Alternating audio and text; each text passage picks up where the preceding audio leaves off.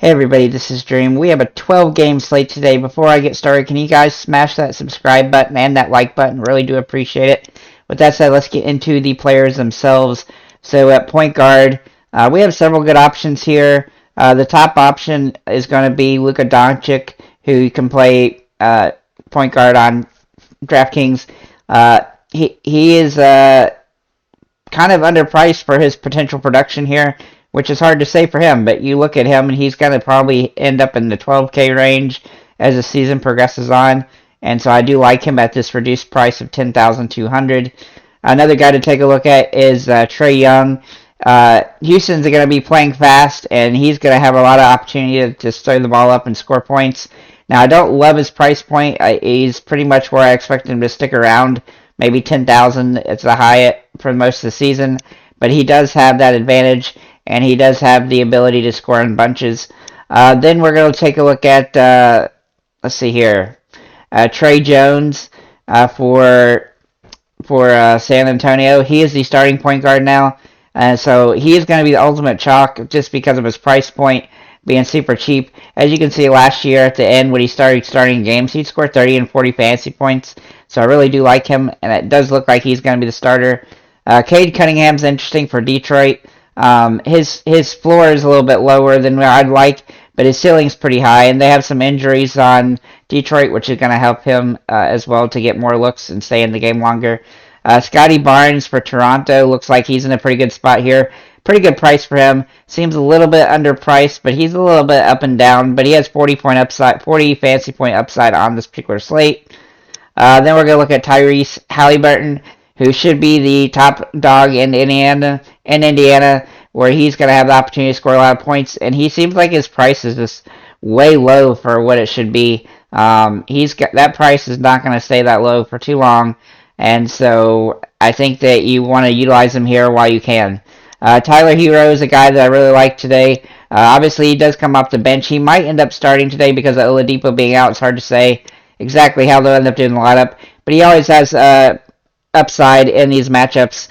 And his price is pretty fair. I wouldn't say it's super value, but it's, if he gets in a streak, he's kind of a streaky player. He'll have some low score games, but then he'll have some big ones. Sometimes his minutes fluctuate, but with some injuries, he always plays more.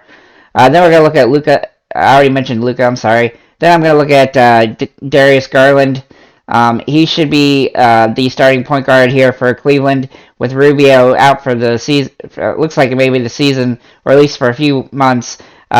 He's going to have a nice upside game here against Toronto. And as you can see at the end of last season, he really took over.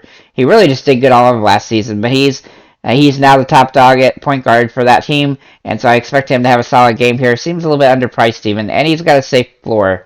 And then Monte Morris for Washington. If he starts, he's in a good spot here. His price isn't ideal, but he's in a decent spot. If you need to find a $5,000 point guard, he would be the guy to do it with.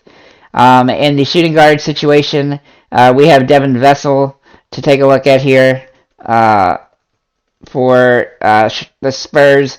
He should be the starter along with Keldon Johnson. His price point seems pretty solid.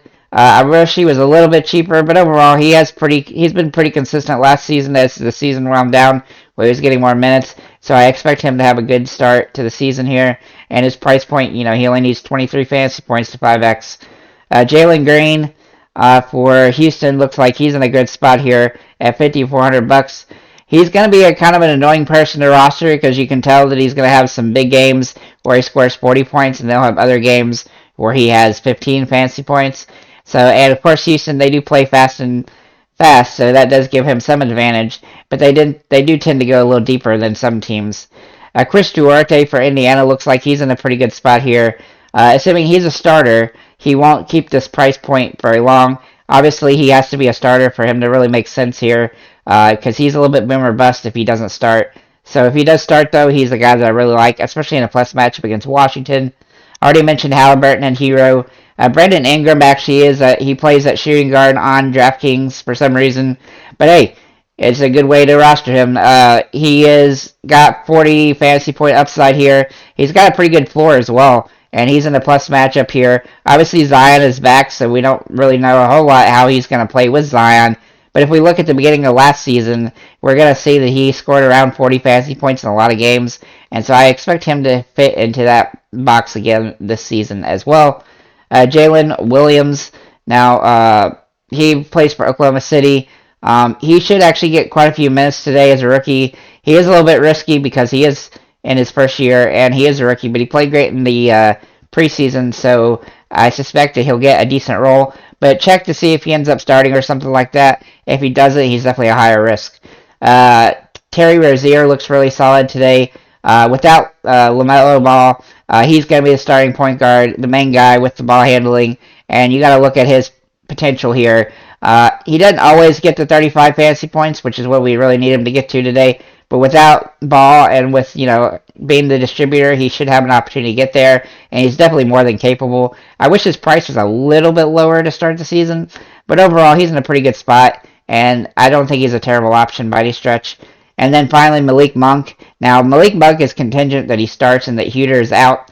If Huter plays, then that will lessen Monk's stability to be, in game time and stuff like that. But his price is pretty cheap, and if he does start, he's a must-start type of player based on his production. For small forward, we have Vassell, Jalen Williams, Scotty Barnes, and Duarte, who I already mentioned. Then I'm going to mention Markkanen for Utah. Now, the interesting thing about him is that is on a new team here, and he was very inconsistent last season.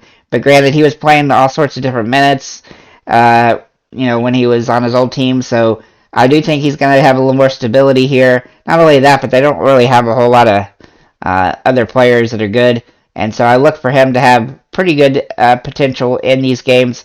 But obviously, he's a little bit of a risk here early in the season since we haven't really seen how they're going to use the rotation yet. Then we have Cam Johnson, who looks like he's in a great spot here for Phoenix. With several injuries on their team, he should have an opportunity to potentially start here. And if he does, then he's going to be somebody I really like. He's actually cheaper, I think, on FanDuel than he is on DraftKings. But overall, he's still a good value, and he's a pretty good option on this particular slate. And then we're going to look at Gordon Hayward for Charlotte, another guy that I like pretty good here. Now, he has an advantage because of Ball being out as well.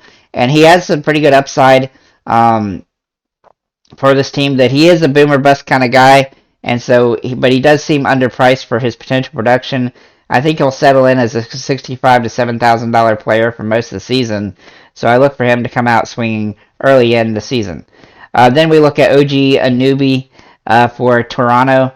Now, he has some advantage because of the injuries on Toronto. There's a couple guys out, and so I like him here in this matchup where he's going to be able to play more minutes. The only question is Toronto sometimes plays weird with minutes, and you can see from last year he'll have random games where he'll have 20 fantasy points, and he'll have not played as many, like a 28-minute game and stuff.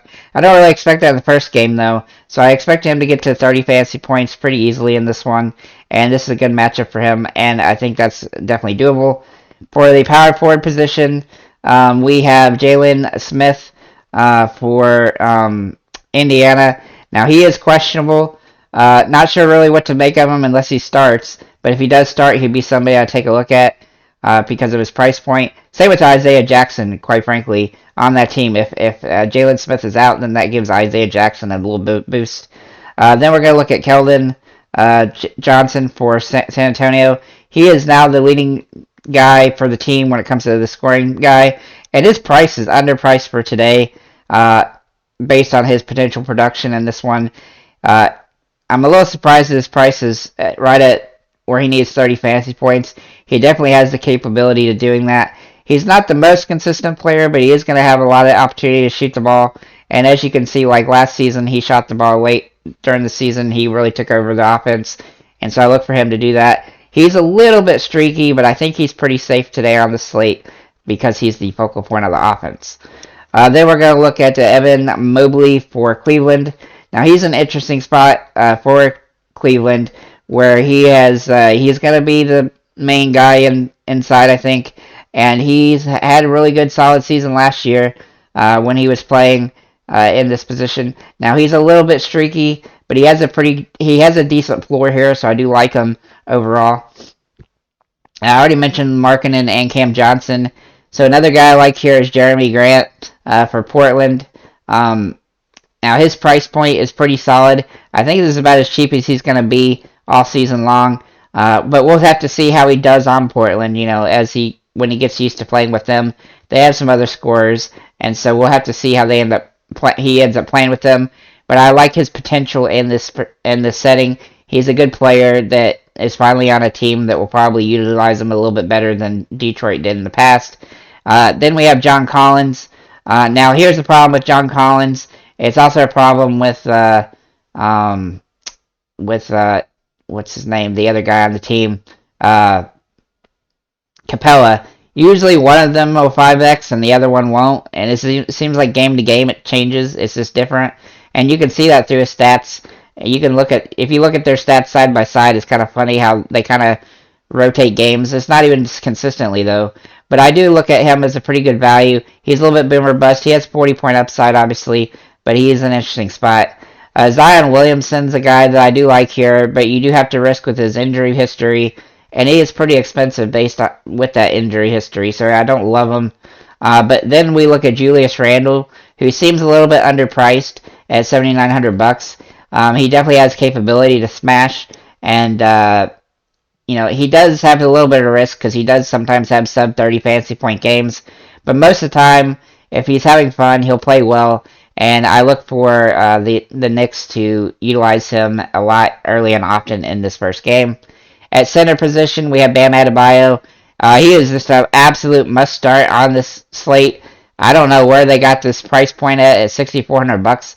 Is this a salary mistake by DraftKings? I think so. Maybe late in the season last year we didn't do as good in the playoffs or whatever, hurt him a little bit. But I mean, this price point's ridiculous. Load this dude up. He's not playing Boston every game. Load this guy up. That price point's too cheap. That's an auto lock for me. Then we have Podol for San Antonio. He seems pretty good here. His floor is a little bit lower than we'd like, but his ceiling is high, and that's kind of what you want in a player like him. Then we have Evan Mobley, already mentioned. And then DeAndre Ayton, now he's another guy who just seems like his price is mismanaged. He's at $6,200. Now he's not going to go as high as Bam throughout the season because he's a little bit inconsistent game to game, and he'll have low-scoring games because Booker will take over or Chris Paul will. But he does feel underpriced for the matchup he's in against Dallas. They don't really have anybody that can stop him, and so I do like him here. Then we got to look at Wendell Carter. He's another guy that feels underpriced. Probably another version of Ayton or Bam, but still not quite as good. He's a little bit streaky, but Orlando does have some injuries that should give him some benefit as well, and so I do like him in this matchup. Then we have Pascal Siakam for Toronto. He's in a nice spot here with the injury situations going on at Toronto, and he's a pretty good value play. I don't think his price is going to be this low most of the season. It's surprising that they started him at $7,600. He just seems a little too good of a price almost. Then Sabonis for Sacramento. He really came into Sacramento last season at the end and really played well, and I look for him to continue with that. Him and Fox look really like they really have fun together, and that's what you really like to see, and so I really think he's in a good spot here. Isaiah Jackson, who I actually mentioned already for Indiana, if the other guy's out that I mentioned, Jalen Smith, then he's definitely somebody I want to take a look at, and he has some upside with his price point being super cheap. Nikola Jokic, my goodness, he's $10,300. He is my favorite play of the expensive guys. He's never going to be below $12,000 probably most of the rest of the season after the first week. And so you might as well take advantage of his cheap price. He'll be able to get 50 fantasy points in this game relatively easy. Utah does not have anybody that's going to be able to stand up to him in any capacity. And then Santi Aldama for Memphis. He's in an interesting situation here. He's probably going to end up being the starter because of the injuries. Now, he's kind of a Hail Mary throw, but his price is pretty low, and so he's somebody to take a look at if he does end up starting. So that's what I have for DraftKings. I think we have a really solid slate. I think there are a lot of ways you can make lineups. You can definitely afford some of the high-end guys if you want. if you want Jokic or Doncic or Durant or Morant or Towns or Irving, I'm a little concerned about Towns because I don't exactly know how that's going to play out with Gobert, but we'll see. Some of the other guys they look pretty decent, but I'm a little concerned about the situations. Like DeRozan against Miami is a little bit tougher pill to swallow. And then I do like Fox, but he seems slightly overpriced for this particular game. But Fox versus Lillard seems interesting, but I just felt like both their prices are just a little bit too high, and with so much other value at that position as well. So that said, thank you guys for liking, commenting, subscribing.